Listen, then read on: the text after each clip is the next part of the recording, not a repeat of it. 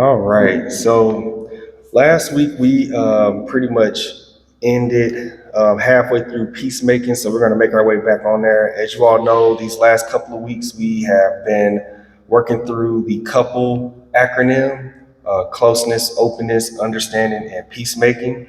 Today we're going to finish up with the L and the E. So we've already gone through most of these.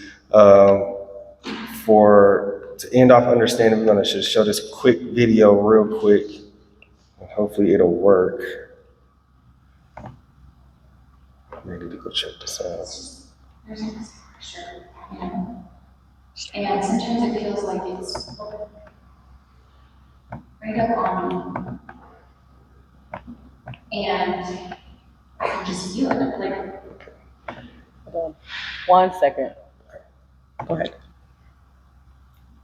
it's just there's all this pressure, you know, and sometimes it feels like it's right up on me, and I can just feel it, like literally feel it in my head, and it's relentless,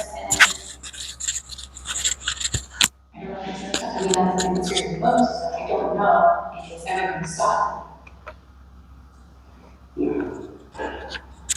Well, you do have a nail in your head. It's not a nail. Are you sure? Because, I mean, I'll bet if you got that out of it. Stop trying to fix it. No, I'm not trying to fix it. I'm just pointing out maybe the nail is You causing. always do this. You always try to fix things when I really need for you to just listen. See, I don't think that is what you need. I think what you need is to get the nail. Figure out. Okay, fine. But this is fine. It's just, sometimes it's like, there's this achy. I don't know what it is. And I'm not sleeping very well at all. And all my sweaters are snapped. They all. That sounds really hard. It is. Ow! Come on, if you would just Don't. So as y'all can see there, and this is just one of those things I know that as men, we as husbands rather, we really struggle with this, right? It's just all like, listen, I'm hearing your problem and you tell me about your day. I'm just trying to help you to figure it out. And that's just simply not what it's all about. You know, our wives, they are just looking for, just for you to just understand, just listen to understand, not necessarily to fix, even when it's like something as obvious as that. So I thought that was a pretty good illustration of what it is to be, you know, not peacemaking. Understanding. There we go. So last week we kind of ended off on peacemaking, and we were rushing through it because we were out of time. Just wanted to highlight, you know, some of the major points here in terms of peacemaking, and we really left off with why is it so hard for men to say I'm sorry, you know? And I think that this is one of those things that can maybe probably transcend both sides, but. Wanted to start the discussion there. Why do we feel like sometimes it's really hard for us to say, I'm sorry? I don't think it's hard for me to say I'm sorry, but it's not hard. It's not hard for me to say I'm sorry, but it's hard for me to apologize in a way that's going to be effective for her to really understand that I am sorry. Like, saying I'm sorry doesn't always get it because, she needs to hear it in a way that's going to make her feel like I really understand it's almost like if you say I'm sorry, you're sorry for what exactly? And when you just say I'm sorry, that don't really get it sometimes. That's a good point. You need to make sure that you demonstrate some sincerity, you know, and also that's a bad space to be in when you say, hey, all right, look, I'm sorry. They be like, sorry for what? And y'all like, whatever it is that we was talking about, you know, that just shows complete dismissiveness. And so, just one of those things that we want to make sure that we are considerate of as we, try to exhibit peacemaking behaviors. Yeah. I really, really did not want to glaze past this acronym, this piece in the acronym, and I really feel like we did. Peace is so important, and I believe for men and women. But one thing we do have to understand in marriage is that there will be conflict. No matter what, there will be conflict. And in fact, if you're in a marriage where there is no conflict, then there may be quiet things that your spouse is dealing with and they're not bringing to the forefront. So sparks are bound to be there. However, you want to think about how will you control it. You actually do want sparks in your marriage, but how will you control the spark? Will you allow it to warm the house, or will you allow it to burn it down? So you have to embrace conflict, but not chaos. And so that's one of the things that I just wanted to bring up about peace. Yeah, last thing I wanted to say about it too is, we started out talking about the crazy cycle, right? And how, your feeling of disrespect makes you unloving towards her, and her feeling unloved brings about disrespect to you. Getting off of the crazy cycle doesn't necessarily end the conversation, right? I kind of put this out there a lot. You take the off ramp. You see that y'all about to go on a crazy cycle. Time out. Let's figure out a way to get off of this. Getting off the crazy cycle is setting up an environment for you all to be able to have a discussion, a healthy, fruitful discussion, not just simply we're cutting off of this conversation because we want to be at peace. And that's a very, that's a major distinction. And so I just want to make sure that we're clear on that as well. All right, so the L in couple stands for loyalty. And when we think of loyalty, we generally think about it in the sense of like fidelity, right? I'm loyal to my spouse, I'm not cheating on her, that's where we really kind of cut it off at. Well, loyalty is actually a whole lot more than that.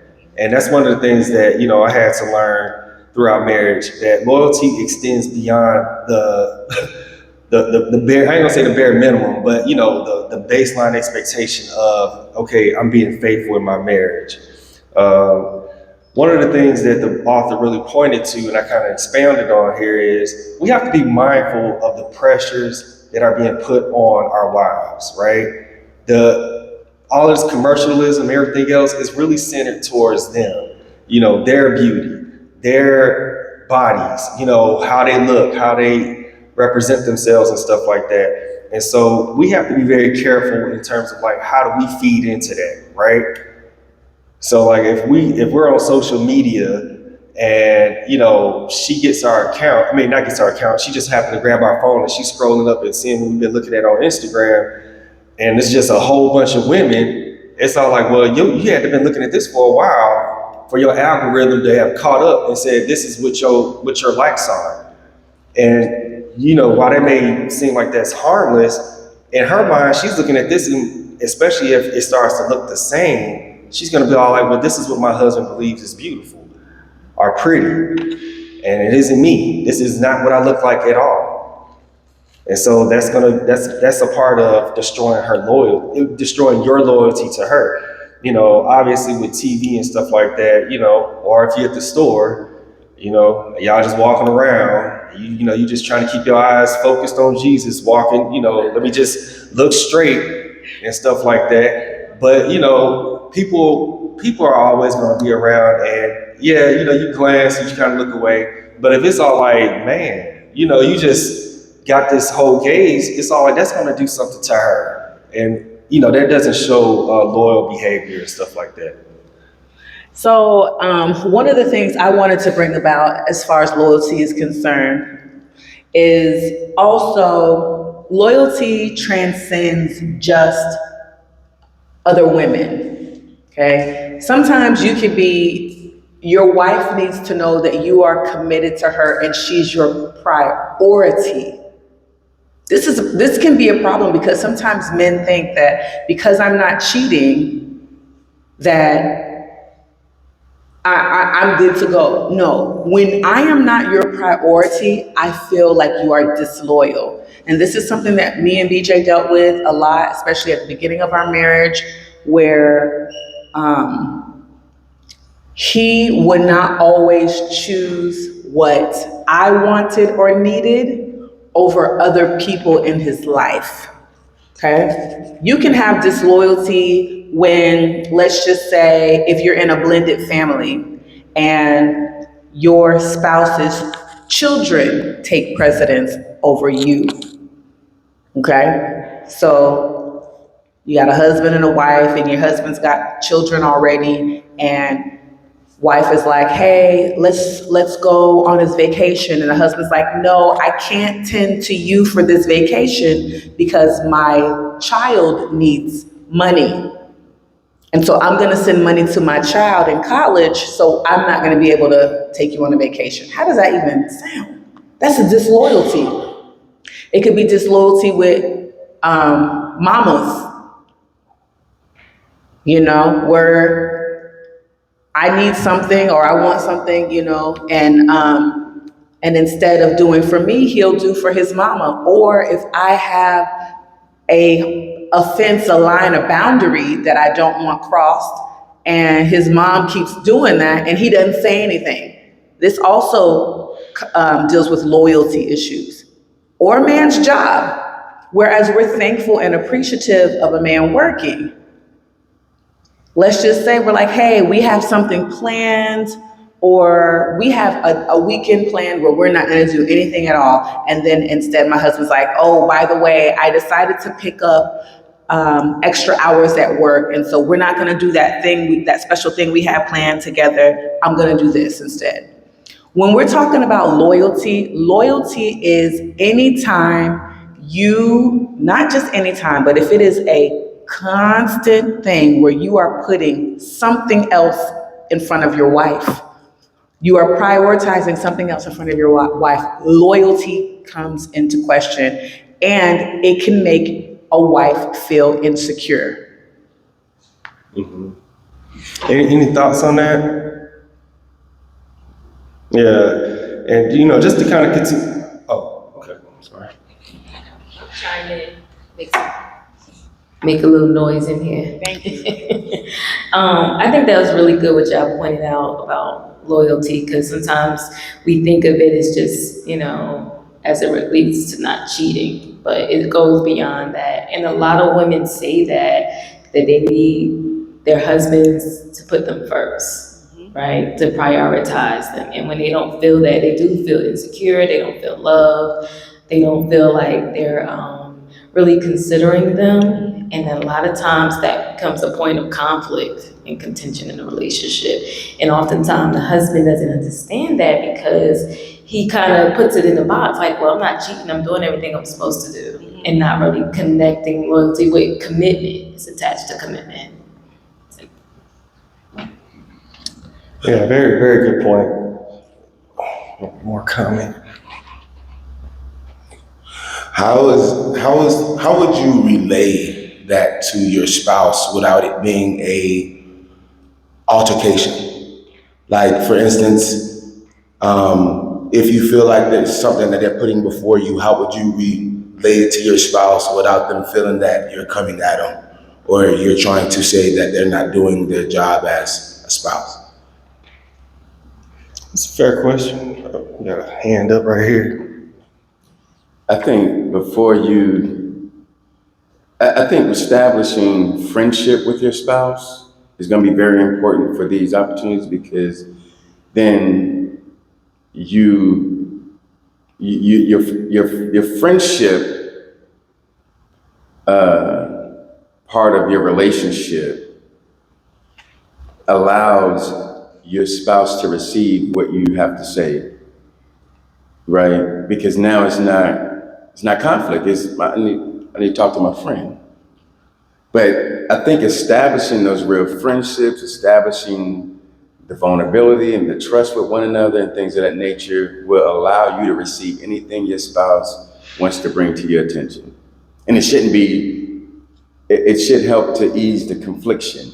Should help ease you coming at me, or this, what's the motive behind your words, and all the different things that causes you to feel like, well, if I bring this up, they coming for me, or that kind of thing, right?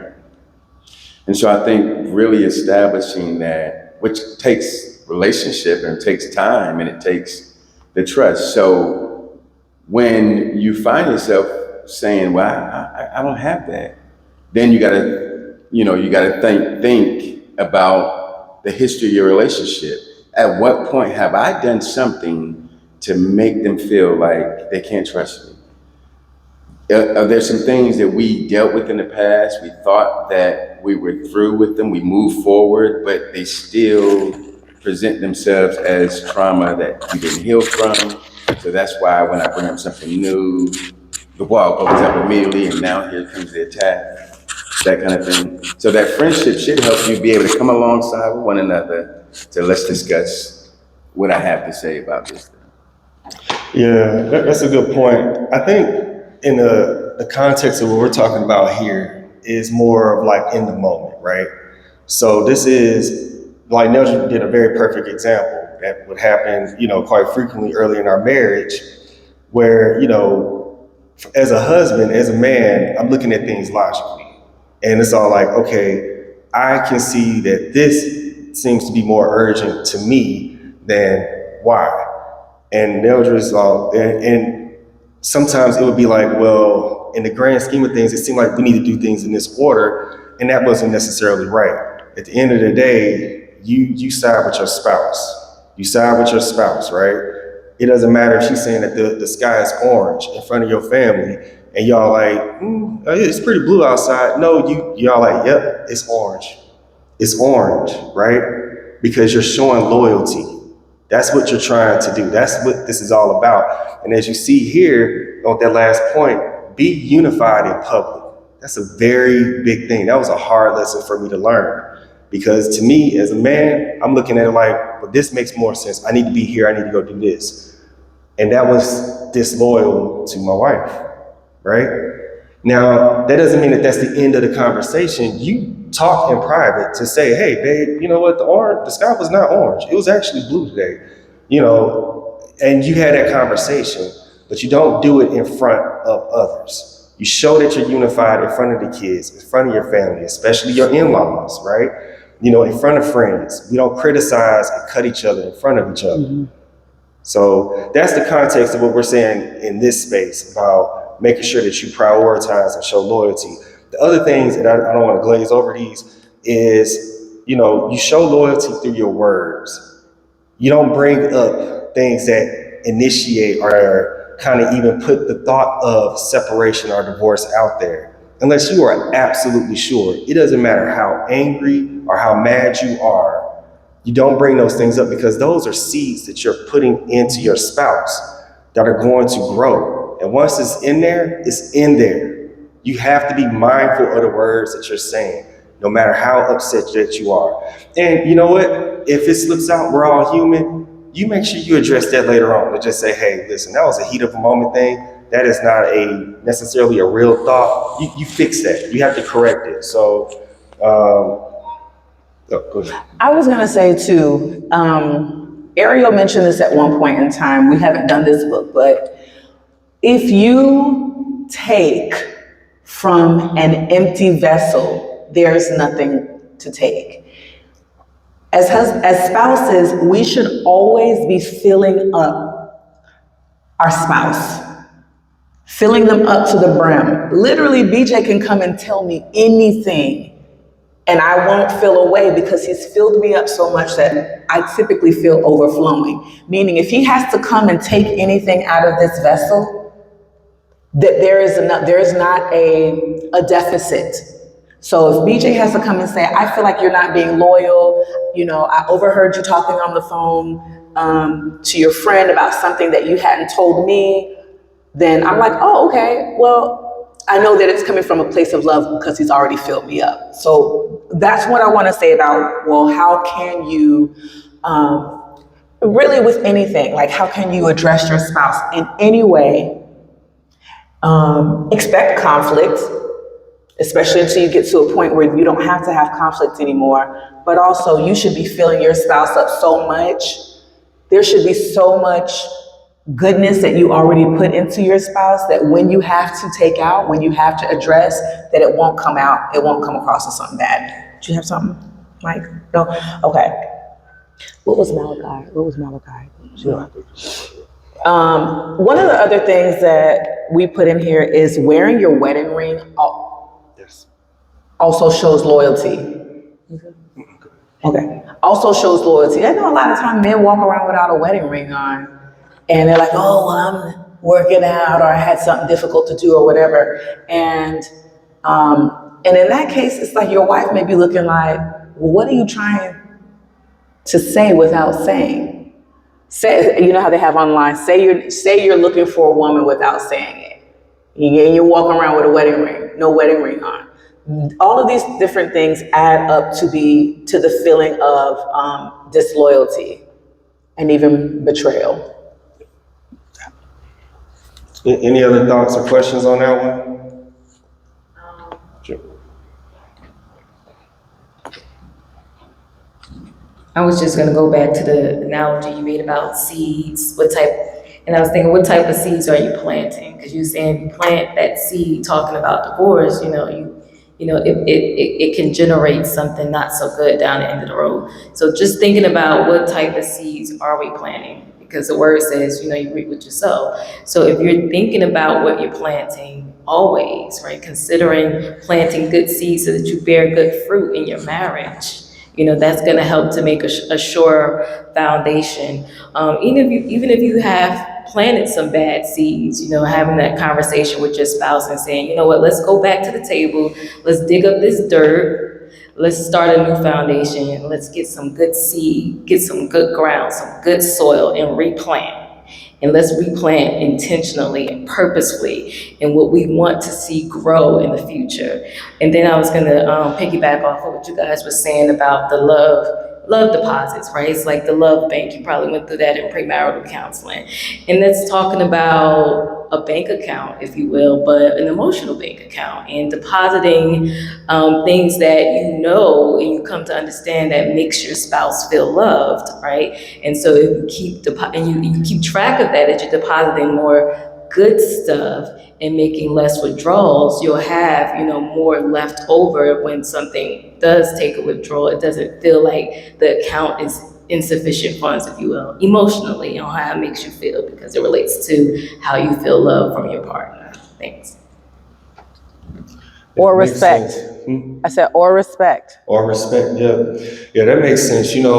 Wives for the most part, they want to feel secure, right? They want to feel physically secure. That's why we're the protectors. They want to feel financially secure, for the most part, we're the providers. And they also want to feel secure in their relationship. They want to know that you're committed. And like Kelly was saying, you have to be mindful of the seeds that you're depositing that shows that you're committed, right? And I like the way she just said it. If you know that there are some things that is hindering your relationship, past things, it's okay to go back to those. Now, it's best to go back to them when you're on good terms, right? Mm-hmm. And you're not in the middle of an argument, because at that point, it's just going to be just throwing stuff up on the wall. We just trying to take shots at each other, but when you're on good terms, going, hey, let's go revisit this. I think that there's something still here that we need to address. And so, always take those opportunities. Oops. All right, so we are going to move on to the next one. E, which is for esteem. Now, esteem here, it really translates more or less to the way that you honor your wife in public or in private, right? How are you building her up? And so this is kind of a little bit, touching on what we were just talking about with loyalty and, making sure that you are pouring into her in the different ways that you want to. You have to figure out what works for your wife. I remember having this conversation in a group setting, and one of the wives was all like, I don't want to be honored in public. I hate it. I don't like it at all, But, you have to figure out what makes the most sense for your spouse. I know that, with Nee, you know, it took me a while to figure that out. She does like to be honored in public. And you have to look for and make sure that you take advantage of those opportunities whenever they do come about. But you have to be looking for them, right? I think that sometimes as husbands, we just, you know, we have this mindset that our wives, they're so strong, they have everything on, you know, there's just nothing that they need. They lack for nothing. And so you overlook those points where you should be saying, hey, you know what, babe, you did a really great job on this birthday party. And let everybody else know that, you know, or you did a great job pulling, you know, all of us together for whatever it is, you know, and making sure that you do that in front of others, especially, you know, those of you all who have kids, you know, honoring her in front of them, which is converse to what we were just talking about, where we were all like making sure you don't criticize her in front of other people. So the other thing, I thought this was a really great thing. The author, he brought up 1 Peter chapter 3, verse 7. And when you read that, and this is really specifically towards the husband, I'm summarizing it here, but he says, you know, live with your wife in an understanding way, right? Make sure that you're living with your wife in an understanding way, but there's a second part to that. And it's essentially saying so that your prayers do not be hindered. I don't know about you gentlemen, but I know that there's been times where I have been praying and praying and praying. And I'm like, God, I mean, give me something. What is going on here? And it wasn't until I rectified whatever it is that me and Nee is going through that God is like, okay, you're back. Let's move on forward. That's biblical. This is biblical.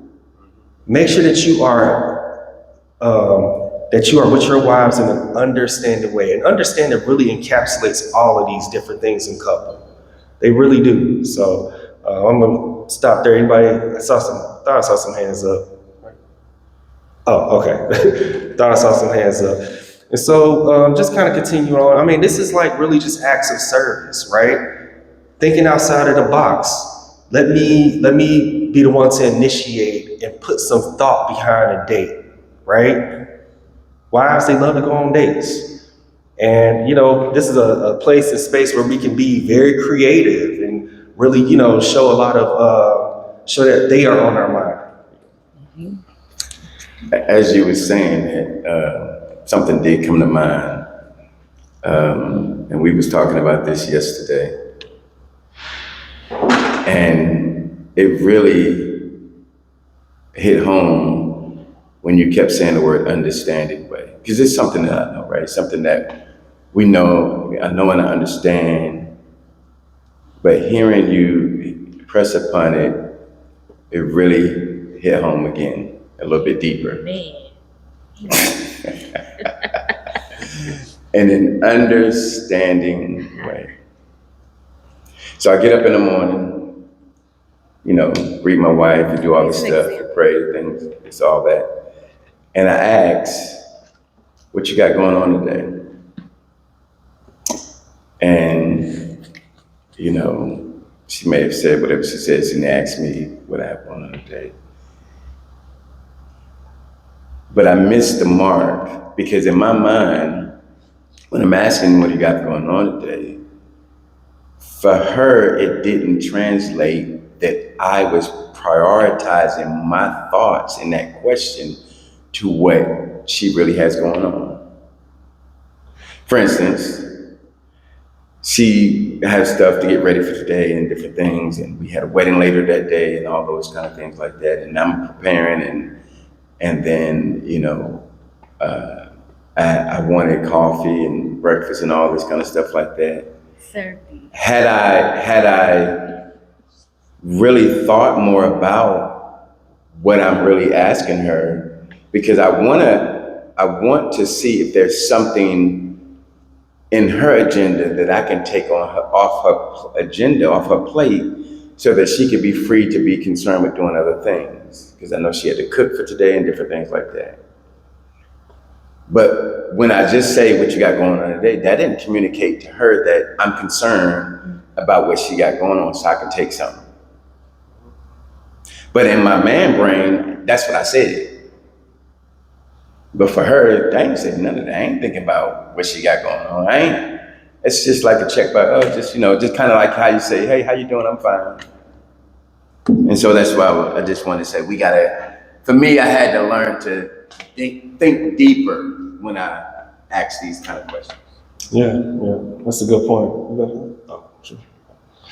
Yeah, so, just, go ahead, baby girl. I'll say to that, just say what you're trying to say. I think that's the hardest part.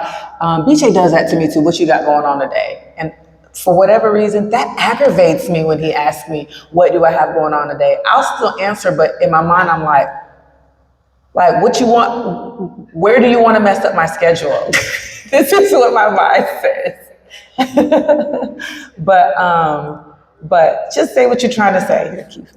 That's a direct question. Hold on. That's a direct question that your husband is asking. That's a direct question that your husband is asking, not intended to give you the opportunity to think about what he's really saying. I say the same thing. I may say the same thing, but it's not intended to be I just don't want to ever get to the place where now I continue to have to stop what I'm thinking before I see my wife, before I see Erica, and think, okay, is this question going to be something that is really something deeper than what I'm actually coming to her? I don't want to get to that place. I don't want to get to that place where I need to second guess what I'm about to ask my wife. You understand what I'm saying? For me, though, it makes me, and I understand what you're saying, but what I'm learning is that arrests my attention that, bruh, you don't think the same way. You got to quit being lazy. You got to put more effort into paying attention to how your wife communicates.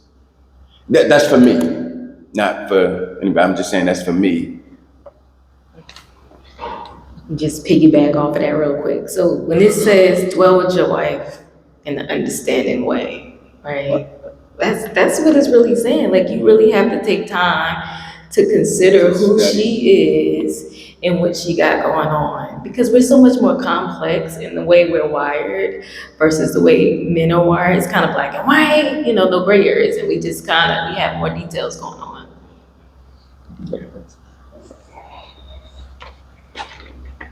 I was just gonna say the follow-up questions, but behind, hey, what do you have to do today? Oh, okay, so you have to do that, so do you need any help with this? The follow-up questions will actually get you the answers you're looking for. It's just oftentimes we don't hear them. And then it sounds like, well, oh, okay. Well, he don't care about me. That's the first thing we're thinking is he don't care about me. He knows I got all this stuff to do, but he's not trying to help me. So the follow-up questions will get you very, very far. And that word considerate to be underlined. That's what it's. Those are some good points. I think that maybe, brothers, that's what we need to kind of get in the practice of, is having that follow-up discussion to say, hey, this is the basis of my question. I'm looking for how I can help you out. I was just gonna say, either you're gonna take the time to create a question that's meaningful for me to receive, or give the follow-up question for me to receive, or I'm gonna make up the answer. I'm gonna make it up. I'm gonna say, well, he doesn't care about me, or I'm gonna say, for me, my mind is you just want to find time in this day to go upstairs in the bedroom and literally ruin my schedule. This is what you're asking me this for. But if he actually is saying, hey, maybe what do you got going on today? Because I was hoping I could take something off your plate. So then maybe you're ready to go upstairs and But anyhow, if you don't say it, then we're gonna fill it in the blanks. Other thing about esteem is, which someone said, but I want to make sure I put out there, is knowing that I, as your wife, am on your mind in a good way. Not oh, I'm on your mind, I'm ready to be aggravated by you, or what are you going to cook me tonight, or how are you going to serve me tonight? But I'm on your mind. You're thinking of me nicely. You're going to send me a sweet text during the day. Or you're gonna bring me flowers home or something. BJ always brings flowers home. Or you're gonna go to the store and bring a coconut water. It could be like the simplest things. One time when we were dating, BJ went off to a camp or something like that, and he brought home a pine cone. He brought home this pine cone. We were dating, and so he gave it to me. That was 25 years ago. I still have this pine cone sitting in my house because it was just, he went away and he thought about me and enough to carry this big pine cone home. Where did you even put it? You know, that was gonna poke you if it was in your pocket. But the fact is that when you do these little acts of kindness that show I'm thinking of my wife, those are ways to deposit love. Yeah. Well said. And just, and that goes to that point there where it says, giving her things that she want, being thoughtful, not just expensive. A couple of weeks ago, Neldra kind of went through this example, and she's always really great at, these analogies and stuff like that about how her favorite flower is a carnation. So in my mind, as a husband, the world has taught us the flowers that we're supposed to get are what? Roses, right? And so you doing this thing and just, go with the example, you're buying roses and it's all like, well, actually, carnations is kind of what I really want. Figure out what your spouse really wants. Figure out what she really wants and try to lean into that rather than, the constant bombardment that society tells us what your wife really wants, right? So, we were running a little bit short on time. So this is pretty much it for the couple acronym. Brothers,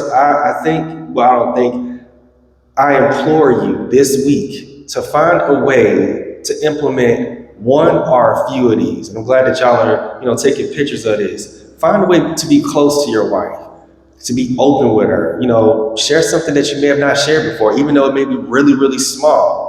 We just talked about being very understanding towards her. If you all get into conflict, you take the lead on peacemaking. But remember, like I just said, peacemaking is not necessarily ending the conversation. Peacemaking is lowering the temperature so that you can have the conversation, right? How can you display your commitment to your wife this week? How can you, esteem her in some kind of way, publicly or privately, whichever one makes the most sense for her. And this is the big thing I want to make sure that you all understand. The second to the last point there. Remember that we, as husbands, we exhibit these qualities unconditionally. And that's hard. That's a really hard thing to do because we're all trying to make changes in our marriage, right?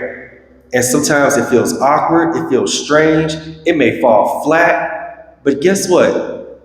You get to try it all over again tomorrow, because what else are you gonna do? Just stay, well, I did it and nothing happened, so I'm out. That should never be an option. That should never be an option. You just keep trying until you finally make some headway through. Me and Neldra have been married 19 years, and in year 19, I'm just now making headway on things that were brought up probably in year number 1. We're life partners. This is, to me, to just shut down is simply, that's a mindset that you have to get out of. So, and I know that it's hard, especially if you're in the midst of feeling disrespected. It's hard to draw close when you feel disrespected. It's hard to be like, I'm gonna open up while I'm feeling disrespected. But we are to exhibit these things unconditionally. We're the lead, men. We're built for this. God built us a certain kind of way to withstand some stuff. And I'm not saying be a doormat. That's not it at all. What I'm saying is figure out how to live in an understanding way, right? Figure it out. And that takes learning your wife, talking to her. Doesn't matter how long you've been married, you're always going to find something new that you didn't know about before. You're always going to find something new that you didn't know about before. So just take the time to prioritize and make some headway on it. That is the homework for this week. Figure out which one you're gonna do. I was just gonna say too, it is my hope and expectation that as we went through this last 3 weeks of couple where the men were really supposed to lock in and lean into how to get better, that's what we did. That in our private times and in our private spaces, that the men actually made an effort to become close, open, understanding, be a leader in peacemaking, show loyalty and esteem. And we know we just did loyalty and esteem today, but there was plenty enough to do with the rest of them. Because as we transition to the women's part and the women's role in respecting her husband, I want you to understand, men, that as the leader, what you put out over these last 3 weeks may be reciprocated. Am I allowed to say that? Oh, I've seen men bobblehead the whole time, and I said that thing. It's like, oh. What you put out over these last weeks may be reciprocated. And I don't, what I want to encourage is that the marriage you want is the marriage you lead. Eric and I were talking to this young lady yesterday, and I said, so, you have this man now. There's a man that you have in your life. His mother raised the man, but you raise a husband. I raised the husband that I have. Men, you are responsible for raising a wife. Nobody comes prepared to be a wife or a husband.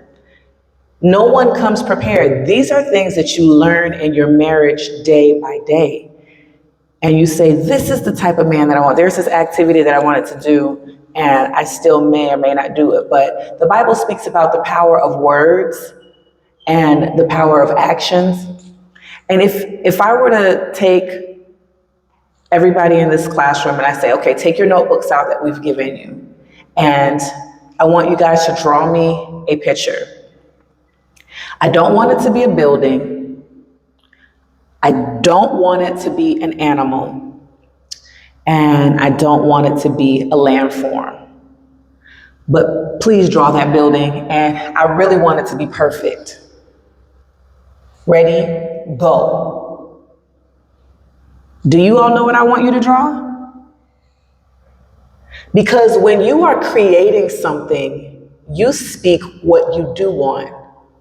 You don't say, I don't. That doesn't give form. Now we take this exact same situation and I say, okay, class, what I would like you to draw me a picture of is a family. I wanted to have a man in the picture, a wife in the picture, and at least a pet, okay? Something that the man and the wife are taking care of. This is what I want you to draw a picture of a family. Now you have a better context because I'm giving you positive, what do you call it? Say it. Imagery. Okay, positive imagery.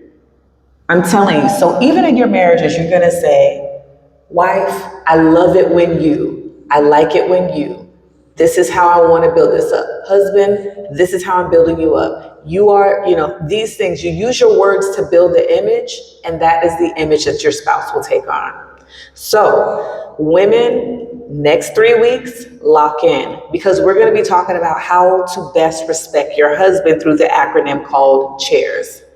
And men, also listen. But remember, over these last 3 weeks, you have already led how she will respond in these next 3 weeks.